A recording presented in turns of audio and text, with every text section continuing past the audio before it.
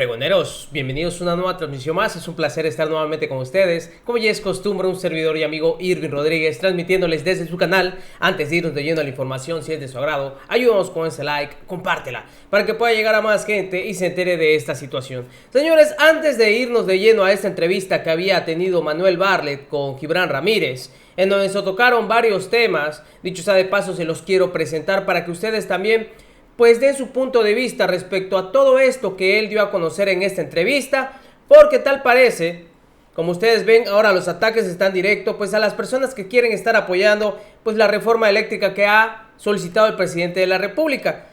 Yo lo único, y lo digo a título personal, en lo que estoy de acuerdo, es en lo que está haciendo el presidente y es en devolverle a la CFE el control total.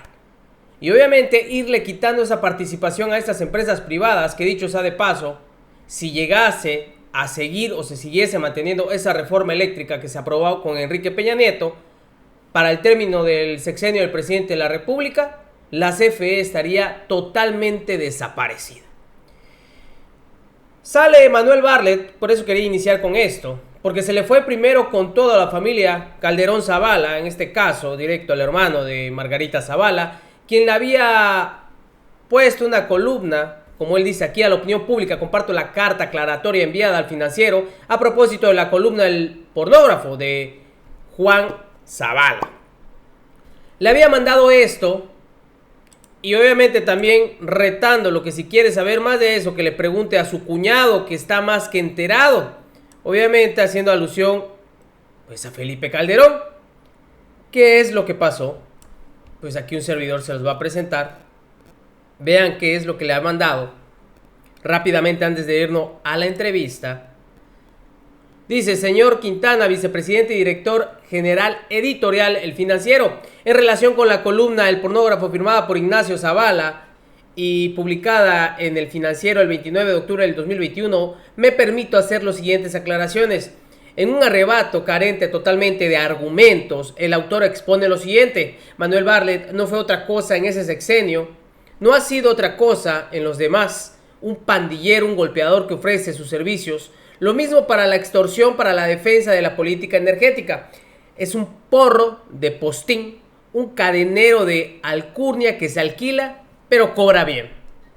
El autor no distingue entre el tema político y uno de interés nacional. La defensa de los recursos nacionales que beneficien a los mexicanos, valiéndose de inventivas, elude los datos concretos del asunto en cuestión. ¿Quién es el golpeador?, le dice. No hay un solo argumento o dato en su diatriba. Invito al señor Zavala a informarse sobre cómo llegamos aquí. ¿Por qué no le pregunta a su cuñado Felipe Calderón qué le dieron las empresas extranjeras a cambio de exentarlos del pago por usar las redes eléctricas mexicanas? Apelando al derecho de réplica que constitucionalmente nos asiste, le solicito tenga a bien publicar esta carta aclaratoria. Atentamente, Manuel Bartlett, director de la Comisión Federal de Electricidad. Pues así le mandó, en pocas palabras, pues esa solicitud directamente al hermano de Margarita Zavala. Si tiene alguna duda, que le pregunte directamente al esposo, a Felipe Calderón, qué fue lo que recibió. Sabemos que el señor tiene muy buen trato con Iberdrola, les trabajó y sigue recibiendo ahí, como no, su dinero. No por nada está ahí ahorita en Escocia, en Glasgow. Díganme ustedes. Y Margarita Zavala ahorita, duro y dale, que quiere defender esta reforma. En fin, señores, vean ustedes todo lo que se tocó en esta entrevista. Se me hizo prudente mostrárselas para que ustedes también estén informados. Obviamente es una entrevista larga, pero traté de recortarla lo mejor posible para que ustedes escuchen y pues estemos atentos a lo que está ocurriendo. Vamos a escuchar. Y es que usted tuvo una comparecencia en la Cámara de Diputados e hizo enojar mucho al PRI y al PAN, porque cuando lo acusaron de ser el artífice del fraude de 88, como si no hubiera sido una operación de Estado y hubiera sido una operación personal, usted le contestó que la caída del sistema, esa famosa frase, había sido un amaciato entre el PAN y Salinas de Gortari, es decir, no todo el PRI. Usted escribió un libro sobre ese ataque que le han hecho repetidamente, un libro que se llama Daño Moral, donde cuenta usted y documenta, ¿no?, los hechos de entonces, pero me da la impresión de que buena parte del público no conoce ese libro. ¿Nos puede contar de ese episodio? Bueno, mira, sí, escribí un libro de un proceso judicial. Presenté una demanda por daño moral por atribuirme precisamente la caída del sistema como una gran responsabilidad. Fue un juicio largo, ¿verdad? Pero ahí se demuestra todo lo que he comentado yo. Sí, ahora veo que Fernández de Ceballos hace un escándalo con su prosopopeya esa de caballero andante, insulta, dice, qué cínico, y con sus estilos, ¿no? Y él fue el que fundó la frase de la caída del sistema, ¿sí? Y lo reconoce. Lo que no reconoce es que después él y Salinas quemaron los paquetes electorales de esa elección. Eso sí no lo reconoce. Pero la verdad es que esa elección es muy clara, ¿no? La caída del sistema, eso dice Fernández Ceballos a cierta hora en la noche del día de la elección. A una noche dice, señor presidente de la comisión, que era yo, se cayó el sistema. Es decir, no de caerse, sino que no se oye. No estaba llegando como debía la información que venía de los distritos electorales. Entonces quedó... Que era por teléfono. Que era por teléfono y además no había tal sistema. Era un cómputo que se hacía en todos los distritos, los comités distritales. Las elecciones no se terminaron ese día. Las elecciones siguieron computando los votos en todos estos distritos, ¿verdad? De manera que el decir que en ese momento se cayó un sistema que no existía, sino un sistema de votación personal que se hacían los cómputos en los distritos, da la impresión de que hubo un sistema electrónico que se cayó y se ocultó. Bueno, la elección siguió y cuando terminaron de contar en los distritos, no en la Comisión Federal Electoral, una vez que se inicia la elección queda en manos de los distritos. Entonces, al término de la elección, del cómputo en los distritos, informaron a la presidencia de la Comisión Electoral y yo di los datos que me dieron ellos. Pero ahí no termina la elección. Y esa es toda esta fantasía de que en la noche se paró todo y se cambió un sistema, ¿no? Una vez que ya los comités distritales han hecho su cómputo por distritos, todo ese material ya no regresa a gobernación, se va al colegio electoral. Es decir, era la Cámara de Diputados, convertida en colegio electoral, es la que tenía que revisar toda esa votación, no gobernación. La tenía que analizar en un debate importante en el colegio electoral, en la Cámara de Diputados. Y ahí fue cuando se hizo este amaciato entre PAN y Salinas. Quien realmente apoyó a Salinas para salir adelante en una elección cuestionada fue el PAN, ¿verdad? Su gran jefe entonces se puso de acuerdo con Salinas. Y eso es un hecho. Se pusieron de acuerdo con Salinas, ¿por qué? ¿Por qué el PAN tomó esa decisión? Porque el PAN es y ha sido y será siempre un partido de los grandes grupos económicos. Los dueños del PAN son los que tienen el dinero. Siempre ha sido así. Y ante el resultado electoral, en donde Cuauhtémoc iba con una gran votación, se planteó una huelga, un movimiento para impedir que hubiera un fraude, y los dueños del PAN verdaderos, les dijeron al Partido Acción Nacional que no insistieran en echar abajo esa elección, porque si echaban abajo la elección de Salinas, quedaba Cuauhtémoc Cárdenas de ganador, porque Cloutier quedó en tercer lugar. Entonces traicionaron a Cloutier, que hoy salió un artículo por ahí diciendo que si Cloutier no quería hacer esa transacción que hicieron ellos, pero fueron órdenes de la derecha financiera que les dijeron hay que apoyar a Salinas. No queremos a Cárdenas, queremos a Salinas. Y ahí don Juan Álvarez se llamaba, ahí fueron. Y Fernández de Ceballos fue un actor importante, ¿verdad? Ahí se creó un contubernio de la derecha. Salinas se mueve a la derecha, en el PRI, lleva el PRI a la derecha y se asocia con el PAN, ¿verdad? Eso es histórico. Pero además es una alianza que dura hasta que gana López Obrador, ¿verdad? Una de las concesiones inmediatas que se dieron en acuerdo con el PAN, con Luis H. Álvarez, una de esas concesiones fue que le entregaran Baja California, que venían las elecciones, y Guanajuato. Y apenas a la llegada de Andrés Manuel a la presidencia, ¿verdad?, se pudo recuperar Baja California. Y Guanajuato no, porque lo entregó Salinas para los panistas. Y ahí entonces se dio una concentración de una derecha radical en México y todavía están ahí los panistas con un pésimo gobierno. Pero así es, el contubernio fue del PAN que avala la discusión en el colegio, que es donde se califica la elección. Eso lo avaló el PAN, ¿verdad? Porque esas fueron las discusiones. No queremos a Cárdenas, queremos a Salinas, que ya tenía un tufo abierto de derecha. Esa es la verdad, un contubernio que todavía siguió mucho tiempo. Ahora fueron hasta alianza electoral juntos y bueno, en la Cámara lo atacaron juntos los dos. ¿Cuándo rompe usted con Salinas y ese PRI de la derecha? Bueno, yo estuve en contra, fui competidor de Salinas, nunca fuimos afines, ¿verdad? Al iniciar su gobierno me invitó a ser secretario de Educación, cosa que acepté, pero nunca tuve una vinculación ni con sus ideas, ni una vinculación personal, fuimos permanentemente adversarios. Y ahora oyendo a Fernández de Ceballos, ¿no? Tampoco le gusta, decía yo ahorita, los votos estaban concentrados de esa elección, estaban concentrados en la Cámara de Diputados, en los sótanos. Y en un momento dado, con una gran valentía, desde la tribuna de la Cámara de Diputados, Fernández de Ceballos ordena quemar los paquetes electorales. Que nada valen y nada significan, dijo. Eso dijo esto él. Pero ahí eran las pruebas de si había habido elección o no, que la tenían que haber revisado en el colegio electoral, no en la Comisión Federal Electoral.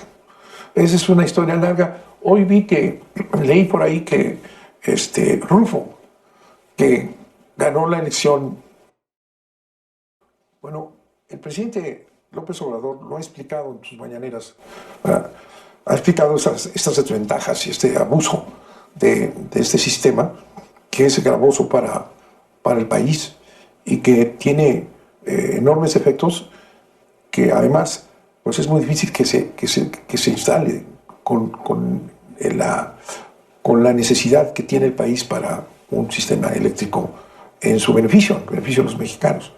El presidente planteó una reforma que consideramos es fundamental, es una reforma de enorme importancia.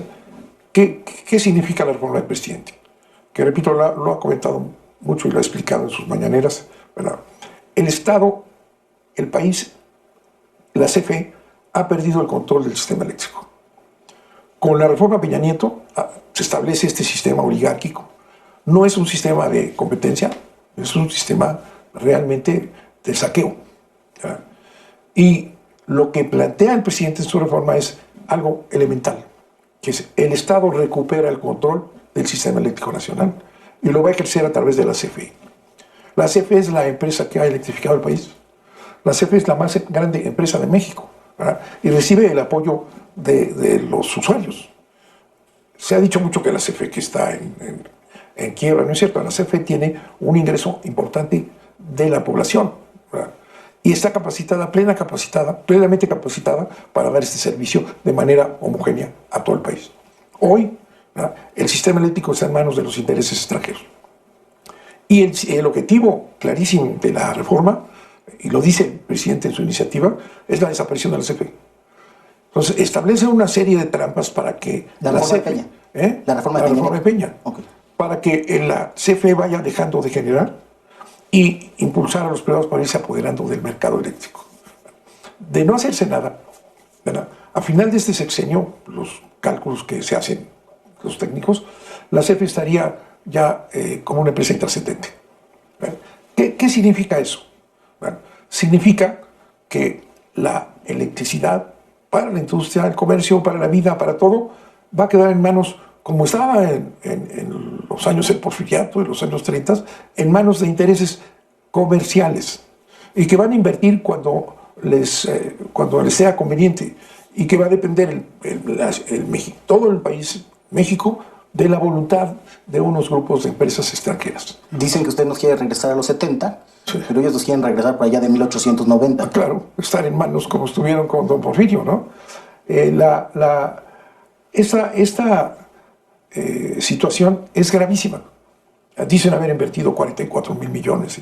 Lo que vale el sistema eléctrico mexicano son trillones de dólares. Por eso lo han convertido en un negocio privado extranjero. Con este mecanismo, las empresas estas que han llegado se van a quedar con el sistema eléctrico. Con todo el sistema que ha construido el país, con enormes esfuerzos, las redes, la infraestructura que existe, 90,000 trabajadores que sirven a México, eso desaparece. ¿Verdad? Y es verdaderamente una entrega.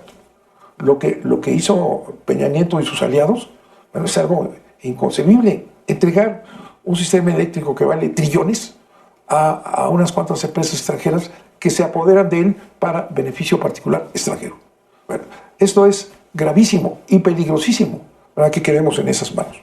Por eso la reforma establece el Estado tiene que controlar. Hay inversión extranjera ya. Ahorita nos espantan con el petate del muerto. Dicen, no, ¿cómo no los pueden tocar? Porque van a tener que pagar miles de millones, que el Tratado de Libre Comercio, que tal.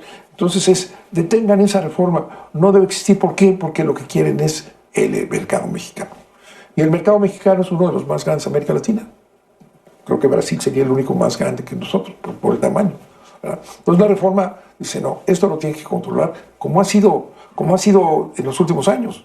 Cuando dice, como dices tú, va a regresar, nos va a llevar a los años X o Z, ¿no? En los años 60. No, nos va a llevar a 2012, cuando Peña Nieto entregó el patrimonio nacional a las empresas extranjeras. Así funcionaba. La CFE recupera su posición, se vuelve a integrar, ¿verdad? Y se convierte en lo que ha sido siempre una empresa que es capaz de llevar la electricidad de manera eficiente a todo el territorio nacional y que su objetivo es dar el servicio, no ganar dinero. Entonces, esa es una garantía que está en jaque. Haciendo cuentas, lo que vale el sistema eléctrico es el 20% del Producto Interno Bruto. 20% del Producto Interno Bruto. Eso se le entregó a inversores extranjeros, que con esto que han invertido se apoderan del sistema que es un negocio, y lo que necesitamos nosotros es que no sea un negocio, sino que sea un servicio público eficaz. Y como dice el presidente reiteradamente, el objetivo es que las tarifas no suban, que se mantengan las tarifas más bajas posibles. Y eso está en la reforma constitucional. Pero en el caso que se quedara este sistema privado, ¿verdad? Pues sin ninguna vinculación con la sociedad, ni ningún interés más que ganar dinero, pues estaría en jaque. Y la historia, que ahí viene en la exposición de motivos, la historia de la electricidad en México, y va creciendo la CFE, quitan a las empresas privadas y entonces tenemos un sistema ideal, ¿verdad? El desarrollo está en manos del Estado mismo, ¿verdad? De la CFE. ¿Qué pasa? No tarda en haber quien volvió a meter al sector privado extranjero. Salinas negocia el Tratado de Libre Comercio con Estados Unidos y ahí él dice que no se tocó nada, que se respetó la Constitución, que establecía que la generación, transmisión y distribución de energía eléctrica para el servicio público está reservada al Estado. Inventan unas figuras que no hacen servicio público, generados independientes, sociedades de autoconsumo, no hacen servicio público porque se lo venden a la CFE. Esas figuras empezaron a entrar otra vez inversión extranjera con este disfraz. Y esas figuras pasan a la reforma de Peña Nieto, ¿verdad? Y con un artículo transitorio dicen que esas figuras deberán pasar al sistema nuevo que establecen, ¿verdad? En el transitorio, con sus privilegios, en tanto que no choquen con la nueva ley. Y chocan en todo. ¿Por qué? Pues porque en un sistema de despacho que no es en el que están ancladas esas figuras, pues se convierten en dos instrumentos ilegales, el generado independiente y las sociedades de autobasto, ¿verdad? Las sociedades de autobasto, que es un escándalo, se supone que son empresas que se reúnen para generar electricidad para ellos mismos, ¿verdad? Y entonces, teniendo los privilegios de aquella ley anterior, ¿verdad?, se juntan en un fraude a la ley, porque por ejemplo, Iberdrola, que por cierto le hiciste las cuentas hace un día. Sí. No estar muy contentos. Porque 189 mil millones tendrían que pagar si se aplicara la ley. Bien. y además revisar el aspecto fiscal. Porque esas sociedades que fingen, ¿verdad?, que todos son socios, eso falta la ley, no son socios, es Iberdrola que les vende a todos. Pero como traen privilegios de la ley anterior, ilegales. Bueno, pues ya sabemos todo el caso de Iberdrola y igual como estas empresas privadas simplemente se aprovechan de esta situación que se aprobó gracias a la reforma eléctrica anterior, en donde ellos pues prácticamente son los primeros en subir sus redes, sus energías, y la CFE simplemente está ahí de respaldo, así tal cual, y no hay beneficio, y ellos tienen todo lo de ganar. En fin, señores, espero que la información haya sido de su agrado. Si es así, por favor ayúdanos con ese like, compártela para que pueda llegar a más gente y se entere de esta situación. De igual forma les invito a dejar pues sus comentarios respecto pues a esta entrevista que ustedes acaban de escuchar. Saben que el canal es abierto, ustedes pueden dejar sus comentarios, el caso es retroalimentarnos. Nos vemos hasta la próxima, que sigan pasando un agradable día. Recuerden, la información está ahí y depende de todos nosotros el pregonarla.